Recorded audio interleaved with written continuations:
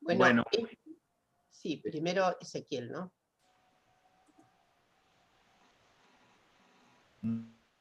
Buenas tardes, Ezequiel, adelante. muy bien, buenas tardes. Tendríamos para que todos. desactivar micrófonos. Para nosotros.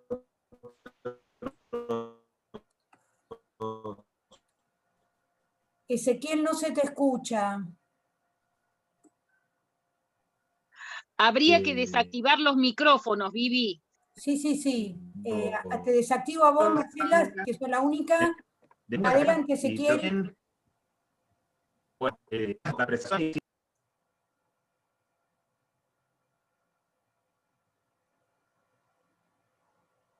No te escuchamos, ¿eh?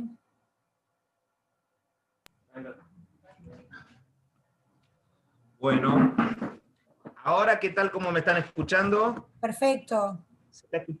Sí, bueno, perdón las incidencias electrónicas. Les estaba diciendo, les doy la bienvenida a todos. Para nosotros acá en este instituto, recibirla a Dora Barrancos, porque en realidad, bueno, te contamos con la presencia de Viviana Kluger, que es de la casa, como hay muchos otros que son de la casa, pero tenerla a Dora Barrancos no solamente es un motivo de alegría académica, sino de alegría personal e institucional. No voy a hablar de lo mío en particular, sino que voy a hablar de algo que yo sé que la modestia de Dora lo hace innecesario, pero Dora es una de las grandes amigas del instituto. Y a nosotros nos ha auxiliado mucho con su hidalguía académica, con su amistad, con su efusividad, y por supuesto además es una investigadora de fuste. Nosotros sabemos que a veces en la actividad institucional hay personas que obtienen un reconocimiento formal que se debe a su habilidad, a la suerte. Bueno, todo lo contrario a lo de Dora. Dora ha ocupado y ocupa un sitial institucional que en realidad es inferior a su calidad académica y humana. Así que para nosotros es un enorme placer. Y además voy a aprovechar a hacerle una propuesta a Dora frente a este público tan calificado. Porque nosotros, Dora, le cuento, estamos haciendo una red electrónica muy interesante, muy valiosa. Acá hay gente de todas partes del mundo y también de todas partes del país. Y hacemos también puentes con áreas, saberes, perspectivas que nos potencian y nos enriquecen profundamente. Y a mí me parece que al margen de los temas de mujer y derechos, género y derechos, perspectivas alternativas y derechos, también hay que estar pensando en estos temas. A mí me apasiona esta cuestión de las revoluciones, de las alternativas, también un campo que en la historia del derecho no está cultivado o no está lo suficientemente cultivado, que son las izquierdas y las perspectivas progresistas y el pensamiento jurídico. O sea, porque hay una historia de un derecho alternativo que todavía está silenciada y que forma parte de la gran historia del derecho, no solamente la historia del derecho académico. Así que no solamente estamos abiertos a su colaboración hoy, que le agradecemos con enorme gratitud, sino a escucharla para ver qué otros grupos de trabajo y qué otras actividades podemos hacer. Así que esto no es debut y despedida, no es debut porque hay una larga tradición, sino que es reforzar nuestros vínculos y pedirle también sus consejos y su orientación en alguna de estas actividades que acabo de sugerir. Y por supuesto le tengo que agradecer a Viviana, que como en todas las cosas que se vienen haciendo este año a nivel del instituto, en todas absolutamente, y en este ciclo de actividades vía virtual, ella es la gran gestora. Así que gracias, Viviana, una vez más, por toda esta maravillosa obra que está llevando adelante. Bueno, pues bien, queda en el uso de la palabra la doctora Dora Barrancos. No necesita más presentación. Bueno, muchísimas gracias, Ezequiel. Estoy muy, como diré, deformada de afección. Muchísimas gracias. Ha sido un gusto. Históricamente para mí el instituto ha sido una plaza amigable, ha sido una plaza sensible y además de una, ¿cómo diré?, de colaboración, pero el acervo del instituto se suma además a los valores. Es un valor extraordinario lo de la institución, de modo que he trabajado muchas veces ahí con enorme cordialidad medioambiental, enorme cordialidad. Y un homenaje especial al querido Tawan Suátegui, con el que estuve varias veces, muchísimas veces, vinculados, sobre todo en términos de evaluación en el CONICET, y fue una experiencia notable, absolutamente notable, los tipos de acuerdo que hemos tenido con Víctor en el doloroso camino de evaluar, porque siempre se cometen injusticias. Así que muchas gracias por esta recepción, y vamos que compro la iniciativa. Vamos por ahí, ¿no? Buenísimo, me parece muy subyugante. Bueno, y vamos a las cosas. Viviana, muchísimas gracias, porque Viviana es eso lo que acaba de decir Ezequiel, ¿no? Es infatigable y además, en fin, se empeñó en este encuentro y enos aquí. Bueno, yo les quiero contar que muchas veces he incursionado en la historia del derecho, y muchas veces ahora me veo la obligación de decir algo que ustedes saben muy bien, y es que en las escuelas de derecho y en las facultades de derecho en general, en la institución donde se forman las profesiones jurídicas, la verdad es que la historia del derecho ocupa un lugar pequeño. Y es un lugar que debería ser, obviamente, muchísimo más rotundo, porque si hubiera más historia del derecho, las diferentes profesiones jurídicas comprenderían, primero, la cierta estabilidad, pero al mismo tiempo todos los tonos de transformación que tiene el derecho a propósito de los cauces contextuales sociales, ¿no? Y a menudo nos sorprende, sobre todo últimamente, digo, con la reforma rápida que ha tenido el derecho argentino, nos sorprende mucho una cierta, ¿cómo diré?, nos sorprende esa habilitación de nuevo derecho, a menudo en torno casi de vorágine. Yo estoy pensando en las reformas que sucedieron, por ejemplo, y que tienen todas que ver con relaciones de género desde ya, desde la ley de matrimonio igualitario, pasando por la ley de identidad de género, son sacudones al orden jurídico enormes, y que han dado que tienen proyecciones muy, muy importantes sobre los contextos sociales, ¿no?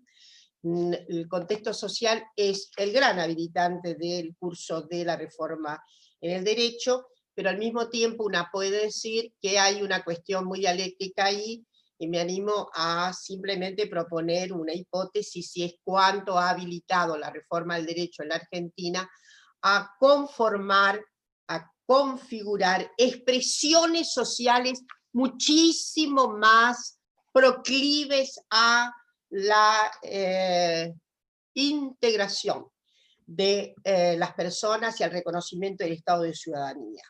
Entonces, esto me parece que no es un incidente menor. Últimamente, a propósito de la ley Micaela, todavía insisto más, sobre todo en algunas comunidades, como es, por ejemplo, la oportunidad que se tiene de, en fin, de capacitar en torno a la ley Micaela, que como ustedes saben, es una ley por la cual el Estado argentino se obliga en todos sus poderes, en todos sus organismos, en todas sus dependencias, a manifestarse con perspectiva de género. Y cuando digo a manifestarse con perspectiva de género, no nos escapa que fallos y sentencias tienen que tener perspectiva de género. En esos momentos es donde todavía incorporo y subrayo más la idea de que hace falta más historia del derecho en las escuelas y facultades de derecho. Ahí se vería muy bien cómo y por dónde una cierta estabilidad conceptual tiene una ruptura. Algunas tienen imaginarios protoconceptuales que llevan una alta estabilidad. Por ejemplo, y ahí ya entro en las cuestiones, esto de la metaestabilidad es un concepto que en realidad la notable Celia Amorós tomó de Sartre para indicar cómo cómo se daba la estabilidad de las conceptuaciones, de los imaginarios y de las sensibilidades patriarcales. Entonces hay una larga metaestabilidad. Pero también ha habido rupturas. Rupturas sobre las que me gustaría trabajar un poco hoy, porque tengo 20 minutos y ya consumí en preámbulos unos 5. Entonces, lo que quiero decir es que a propósito de la ley Micaela, enciendo más el pebetero respecto de la necesidad que hay de que las facultades, las escuelas de derecho formen en historia del derecho con mayor contundencia. Por ahora, sí, lo que más se examina, ustedes lo saben muy bien, es derecho romano, pero es lo que más se examina. Y luego muy poca, puedo ser injusta, pero he analizado algunos programas de historia del derecho y sorprende lo menguado que es, sobre todo en términos temporales, el alcance que tiene esa historia.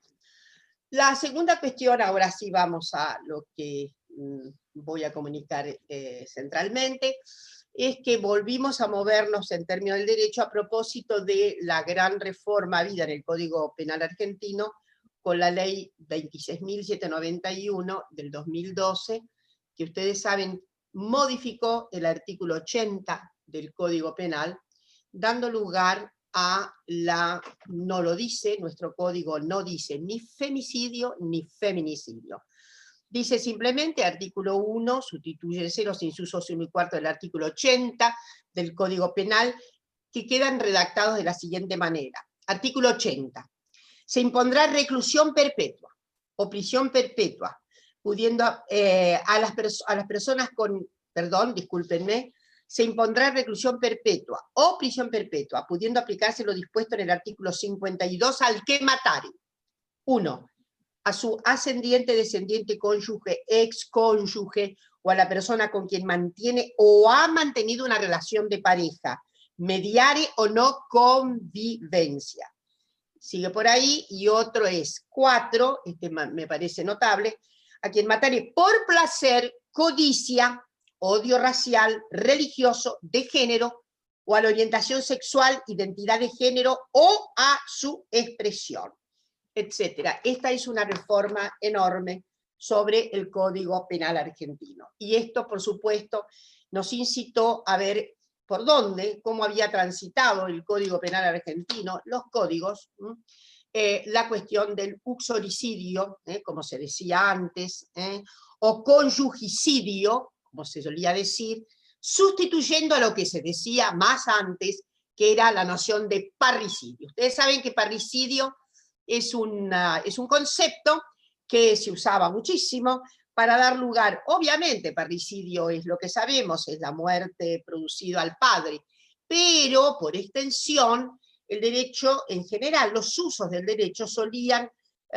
implicar la muerte violenta que un familiar cometía contra otra familiar al que estaba muy, muy, absolutamente cercano. Entonces también se usaba para la muerte violenta de la cónyuge, del cónyuge, la muerte violenta de la hija o un hijo, es decir, se usó de manera muy, muy polisémica, hasta que efectivamente cuando ya ingresamos a nuestro Código Penal en la Argentina, 1886, las cuestiones habían cambiado y efectivamente aquí se usaba uxoricidio, generalmente uxoricidio. Y ahí les quiero traer 3 casos, que son como tres pinceladas que he hecho. En realidad me prometo que cuando tenga un poco más de estabilidad, sobre todo corporal, Me voy a corporal, digo, estoy muy fija, estoy en casa, pero estoy completamente no pudiendo atender en los cursos de investigación que deseo hacer. Uno que me he prometido es esto, el examen de los casos a lo largo de 3 temporalidades, alguna anterior a la vigencia del Código Penal del 86, otra que vaya hasta 1921-22, cuando se modifica, como ustedes saben, el Código Penal, y otra que efectivamente llegue, que incorpore algunas cuestiones ya de la nueva ley sancionada del 2012. Entonces voy a traer así como, voy a pinzar 3 casos, ¿no? Para que ustedes tengan una idea acerca de cómo ha sido el trámite relacionado judicialmente con el tratamiento de uxoricidas. Solo los 3 casos se refieren a la muerte de la compañera, cónyuge, concubina. Miren, hay un caso que está en los fallos de la Suprema Corte que corresponde a 1885 y ocurre en el Chaco. Entonces el juez letrado de Resistencia ha ocurrido lo siguiente. Fíjense cómo trata, voy a leer un poco porque ustedes saben que esto es una de las cuestiones que más nos seduce en los modos lexicales. Dice, he visto autoformados para igualar la causa de la muerte de la indígena Teresa, hasta ahí le dice la indígena Teresa, ocurrido en octubre del 85, y determinar la responsabilidad criminal que pesa sobre su autor, el indígena Julio Gelabert, y resultado: 1. Que la muerte de la China Teresa, y directamente es que la muerte de la China Teresa está constatada en las diligencias practicadas por la policía, que constituyen la cabeza de este proceso, y principalmente por la confesión circunstanciada del imputado en cada una de las veces que ha comparecido. 2. Que Gelabert confiesa igualmente ser el autor de la muerte de ese indígena, que era su concubina. Y ahí viene la historia, que es muy sucinta. Nuestro imputado dice que él fue al monte a cortar y de repente, estando en ese trabajo, se le apareció Teresa con un cuchillo en la mano, que ella le preguntó por qué no la quería más, a lo que él contestó que no la quería más porque ella lo había enfermado de mal veneno, de mal venéreo, perdón, que entonces ella le dio una puñalada al corazón y que a merced a un quite pudo evitarla, agujereándole solo la camisa, que a esto siguió una lucha encarnizada entre ambos, a pesar de haberle podido quitar el cuchillo y arrojarlo al monte, que enfurecido, él también, al verse tan pertinazmente agredido, pudo tomar un palo con el cual le asestó un golpe en la cabeza, del que quedó muerta Teresa. Bueno, vamos las cosas, etcétera, etcétera, hasta que, como ustedes saben, todo esto tiene un final, y todo este alegato que hace el imputado, en fin, se hace lugar, digo, que por el tiempo transcurrido, por la ignorancia de los indígenas, por su resistencia pocas veces superable a manifestarse con espontaneidad, etcétera, no ha sido posible investigar exhaustivamente la naturaleza del hecho. Entonces, dice el juez Alfredo Parodier, que Gelabert está preso desde el 3 de noviembre del 85 y que este hecho queda comprendido bajo la prescripción del artículo 97 del Código Penal vigente y del 197 del que regía anteriormente, que señalan la pena de 3 años de prisión, puesto que de la confesión del mismo encausado resulta que la excepción de legítima defensa no pudo ampararlo por completo desde que él había desarmado a Teresa antes de herirlo. El artículo 81, inciso 8, determina las 3 condiciones. Una, puede darse por comprobada, puesto que la primera pueden darse por comprobadas, 1 y 3, puesto que no hay prueba ni presunción contraria. Pero, en cuanto a la segunda prueba, no está demostrado que se viera forzado a emplear el medio. Que el artículo 49 determina que debe computarse para el cumplimiento de la pena el tiempo de prisión sufrida, y que el 48 prescribe que la ley más benigna, etc. Por lo tanto, condeno a Julio Gelabert a 3 años de prisión, que quedará cumplida el 3 de noviembre del 88, y que a más de costas de este juicio y a los daños y perjuicios derivados de la muerte indígena, Si no fuera apelado, esta sentencia dentro de los 5 días quedará firme. Como ustedes pueden ver, esto es lo que dice el juez. Pero, el juez de primera instancia, vista el señor Procurador General. Esto ocurre en septiembre del 87. Bueno, encuentra perfectamente fundada la sentencia del juez letrado. El hecho pasó, me demoro acá, en la espesura de un bosque que sin testigo alguno, y al no haber declarado espontáneamente Gelabert ser el autor, solo existieron presunciones tan vagas que no hubiera sido posible responsabilizarle. Es fuerza entonces aceptar su confesión en todas sus partes, y puesto que afirma que dio el golpe que resultó la muerte bajo el imperio de la provocación que comprometía su vida, y en una grande exaltación de ira o furor, no puede desconocerse que este caso ha comprendido en las disposiciones que recuerda el juez. Y entonces, es el furor, omito, de que estaba poseído, no la necesidad de evitar un peligro, lo que llegó a dar un golpe feroz. Entonces, esto, si no se le dio con el hacha, entonces lo que haré es el corte del cráneo a lo que se refiere, que podría haber producido la muerte. En suma, el resultado es absolutamente no condenatorio de nuestro circunstante. Es decir, hay ahí una presunción, en todo caso, que favorece absolutamente a nuestro Julio Gelabert. Otro caso que quiero tomar es un caso ocurrido en realidad en el año 1918, en el que Eloy Bravo mata a su concubina, Eloísa Casanova de Suárez. Esto se tramitó en la provincia de Buenos Aires, era en Dolores. Entonces omito decirles digamos, el tránsito que tiene todos los detalles. Es absolutamente claro que Bravo, que la había increpado fuertemente, hay una serie de detalles que van configurando una situación de enorme violencia.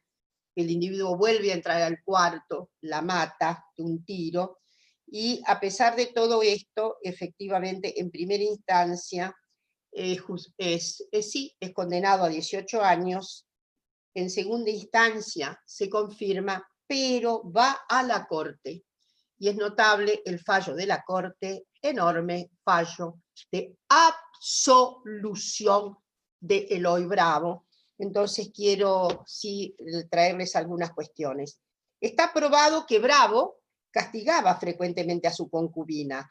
También resulta del proceso, como lo observa el señor procurador, que ésta se embriagaba continuamente. Aparece asimismo de autos que el día del suceso Bravo la castigó momentos antes de que sonara el tiro, que le ocasionara la muerte, y según en la mañana del día del suceso, la Casanova estaba ya ebria. Bien, si se considera su situación de esposa abandonada, etcétera, etcétera, entonces fíjense cómo termina esto. Termina con todas sus angustias, de modo que puede haber sido que ella efectivamente se suicidara. Ante la ausencia de la prueba legal del homicidio imputado a Bravo, todo induce a pensar que en el subjudice se trata de un suicidio hasta la dirección misma del proyectil. Por todo el expuesto surge como consecuencia que la Cámara ha aplicado erróneamente la disposición del artículo 17.1, inciso 1 de la ley 4189 correspondiente a la absolución del procesado y su libertad inmediata. Voto, por tanto, de acuerdo con el pedido del señor procurador por la negativa. Es decir, los doctores admiten que hay una absolución porque se da por hecho dudoso, pero el suicidio de la propia víctima. Y finalmente, porque después hago los comentarios, está un caso muy resonante de la Cámara Criminal y Correccional de la capital de nuestra ciudad de Buenos Aires, del año 1929, caso este que fue tomado por jurisprudencia argentina, esa extraordinaria anotación de Joffre Anastasi de 1928, sobre todo tiene una glosa imperdible, el caso que se llama L'Aigle, que era un individuo que mata a su esposa. L'Aigle era abogado, era militar y era auditor de guerra. Y las circunstancias son que María Luisa Martínez Paz de L'Aigle fue encontrada infraganti con Juan Grané Seguí, y entonces el individuo la mata a ambos en el domicilio, obviamente, del amante de Paz, y hace un alegato tremendo respecto de cómo actuó en él la emoción violenta, ¿no? En fin, hay toda una narrativa muy rocambolesca de cómo se entera, de cómo siente mancillado tan gravemente su honor, etcétera, etcétera, etcétera. Y acá lo que ocurre es que efectivamente la primera instancia, dado la situación de emoción violenta, decide exculpación, ¿no? Y luego, efectivamente, quien actúa es la Cámara, y ahí la Cámara hace una rectificación en el sentido de que esto de la emoción violenta no está totalmente, que se admite, etcétera, etcétera, que había emocionalidad, etcétera, etcétera, y resuelve en orden ya a el nuevo Código Penal a una prisión de 10 años sobre el sujeto. Estos tres casos muestran momentos diferentes de la Argentina, pero, y desde luego no he traído el último, ustedes saben que tenemos en estos días un caso tremendo, en un country, segundo femicidio que ocurre en un country, ¿no? En unas circunstancias que efectivamente han debido ser completamente morigeradas, socialmente morigeradas por la inscripción social del femicida y, en fin, en unas circunstancias bien conocidas. Entonces me gustaría, porque ya usé mucho tiempo, tengo 5 minutos, 7 para los comentarios. Me he ido muy rápido, hubiera querido demorarme más, pero otro día lo hacemos. En verdad, en la glosa extraordinaria que le dedican Joffre y Anastasi al caso este emblemático L'Aigle, que finalmente, digo, de la absolución pasa a 10 años por parte de la Cámara, la glosa es extraordinaria respecto a los repertorios de significación que ha tenido el uxoricidio.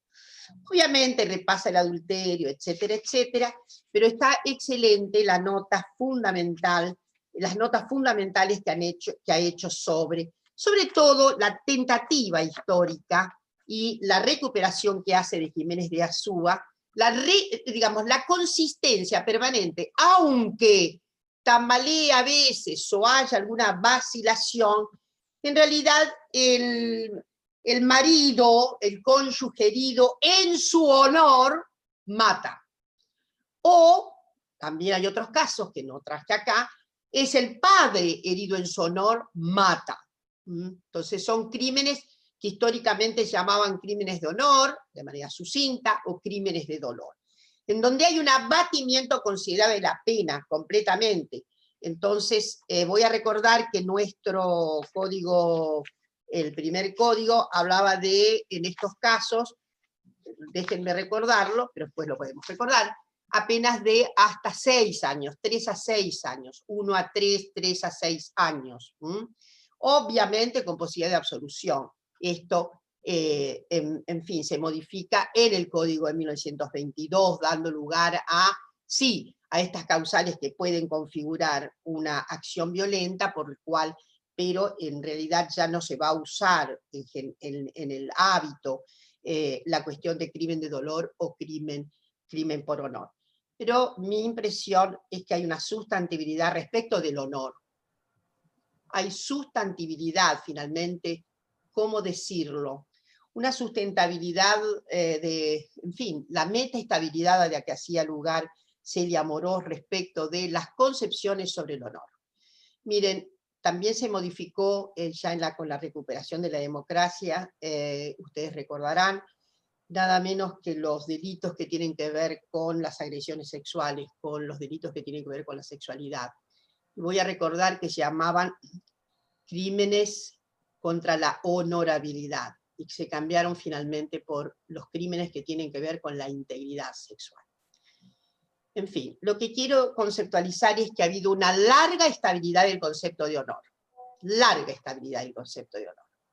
Tan larga que cuando se modificó justamente el artículo del Código Penal que se refiere ahora a los delitos que refieren a la integridad sexual, ustedes recordarán que había quedado la hebra tremenda del avenimiento.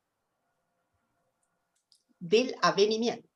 O sea, el avenimiento todavía era una marca firme de la metaestabilidad del honor. Porque si la víctima, obviamente, se avenía a aceptar una suerte de perdón, se casaba con el victimario salía, obviamente, era la posibilidad de salir de la cárcel, y ustedes deben recordar lo que ocurrió con Carla Figueroa en la provincia de La Pampa. Dora, te quería decir, quedan 2 minutos y no me gustaría que se te corte la idea. Ah, bueno, podés terminar en el próximo Zoom, si querés terminar la idea, pero terminá ahora para que... Termino la idea diciendo que esta conceptualización apegada a lo que sería la defensa del honor es la que ha tenido mucha estabilidad dentro de la conformación de nuestro derecho penal. Y es necesario efectivamente desabastecer a la luz de las circunstancias que hoy tenemos, de los nuevos valores y de las nuevas concepciones relacionales, extinguir completamente la conceptualización que refiere al honor. Bueno, muchas gracias. Entonces salimos y entramos en el segundo Zoom para continuar con esta exposición. Nos vemos en unos minutos. Gracias.